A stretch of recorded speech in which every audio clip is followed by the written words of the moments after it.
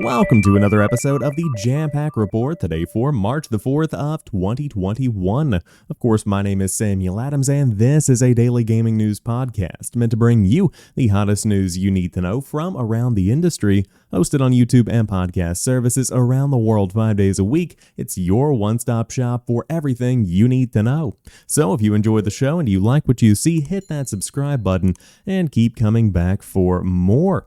But a new report from Bloomberg has shed some light on what could be the new Switch model coming later this holiday season if production goes accordingly. The news comes by way of Takashi Machizuki over at Bloomberg, who shares that the new device will feature a 7-inch OLED screen as compared to the current 6.4-inch and 5.5-inch LCD screens on the current Switch and Switch Lite respectively, and it will support a 720p resolution in handheld mode. But the big upgrade comes in the docked mode, because that will reportedly support a 4K resolution, marking Nintendo's first foray into Ultra HD. Samsung is the reported manufacturer of the screens, which are expected to enter into full production in June and reach assemblers in July, meaning that this new line of Nintendo Switches could be up for a holiday 2021 release. Phenomenal news, and I really hope that they are planning some kind of big press release sometime in the spring or perhaps during the Summer Game Fest season, because the Nintendo Switch is getting a bit long in the tooth. Of course, just this week, we have celebrated the 4th anniversary of the Nintendo Switch, which quite frankly is hard to believe. But now you see that the docked mode is starting to look even more and more lackluster as compared to the PlayStation 5 and the Xbox Series X. And of course, for those that have upgraded to a 4K television, that's when things start to get very, very rough, because you have 1080p getting upscaled to 4K, which is 4 times the resolution of 1080p. Doesn't look that great as compared to a gaming PC or a PlayStation 5 and an Xbox Series X. And so to have some kind of 4K support that is official and that is supported fully by Nintendo extends the lifespan of the Nintendo Switch well beyond what it currently sits at today. That's going to be a big factor in making sure that this piece of hardware continues to be a legitimate competitor alongside the PlayStation 5 and the Xbox Series X. There is no doubt in my mind that this will not be as powerful as the PlayStation 5 or the Xbox Series X, and that's because it doesn't have to be.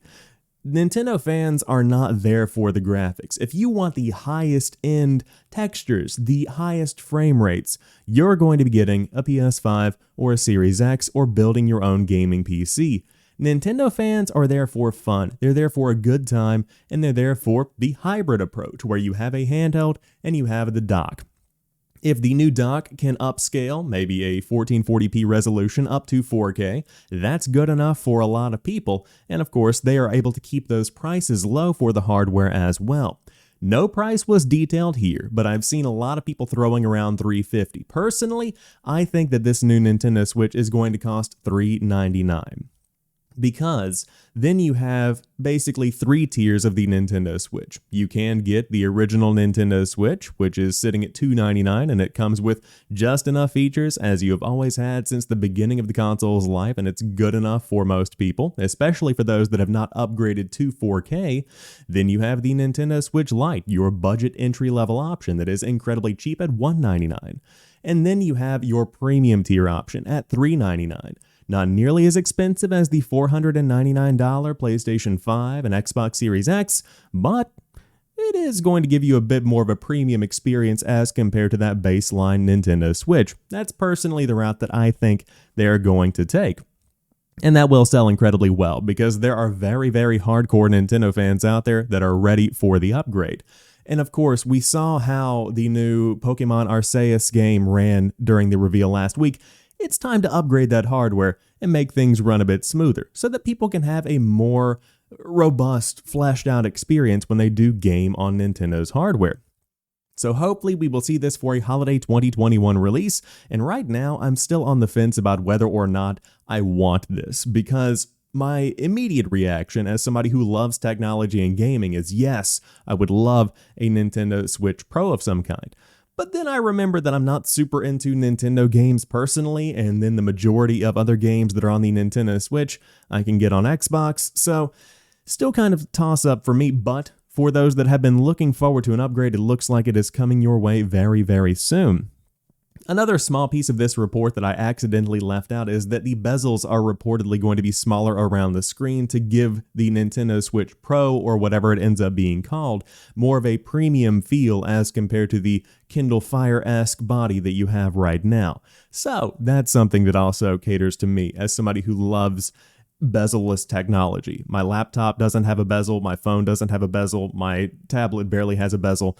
Love having that full screen space taking up the entirety of my device. Give me more of that. Yes, please. But moving on to another story that broke yesterday, Zynga has acquired Echtra Games, the developers of Torchlight 3. Important to note that the only release from the studio has been Torchlight 3, but Zynga is focused more on the talent behind the studio rather than what they can make and what they have made right now. Echtra Games was founded by Max Schaefer, who worked on the first 2 Diablo games and brought all 3 Torchlight games to market. Zynga CEO Frank Gibeau says to GamesIndustry.biz, Max and his team at Echtra Games are responsible for some of the most legendary game properties ever created, and they are experts in the action RPG genre and cross-platform development. He added, this acquisition will be instrumental in growing our iconic licenses and brands from mobile to PCs and consoles, while helping to further expand Zynga's total addressable market. Gibeau goes on, sharing more about what the immediate future may look like. To begin with, Echtra will be collaborating with fellow Zynga studio Natural Motion on, quote, a new, yet-to-be-announced RPG for cross-platform play. So a couple of different tiers here. First and foremost, it's another acquisition in the industry. You're seeing them happen day after day.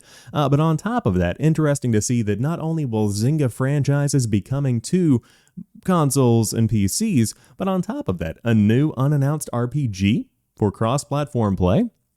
Interested to see what that one might be, but a small little story to go ahead and add to the show today.